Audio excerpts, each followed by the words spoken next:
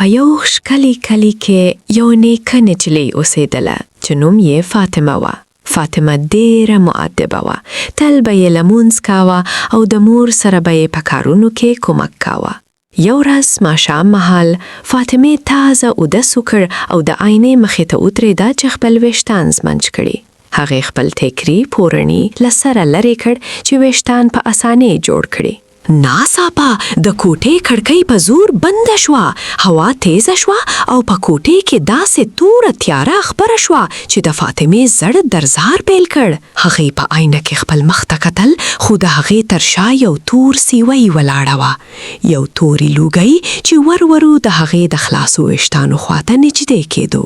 هغه تورې بلې په غوږ کې ورته وویل، پورنې دې ولې لرې کړ؟ د هغه آواز دومره ویرونکی و چې د فاطمې له سترګو اوښکې روانه شون. په دغه سخته شیبې کې هغې ته د خپلې مور نصیحت یاد شو. بچې، چیرته چې د ښځې ویښتان لوڅ وي هلته شیطان خوشحاله کیږي.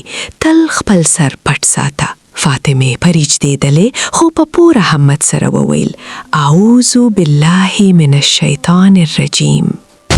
لکه څنګه چې هغې د الله نوم واخیست، هغه توره چیرې په چیغو شوه او لکه د لوګۍ په اسمان کې ورکه شوه.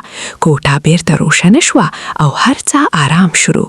فاطمې سمدستي خپله دوپټه پورته کړه او په سر یې کړه. هغې د الله شکر ادا کړ چې له دغه لوی مصیبت نه یې وژغورله.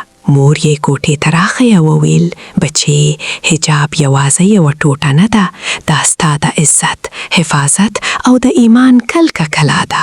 فاطمې ژمنه وکړه چې نور به هیڅکله خپل سر لوټس نه ساتي. ملګرو، چیرته چې د الله ذکر وي هلته د شیطان زور نه چلیږي.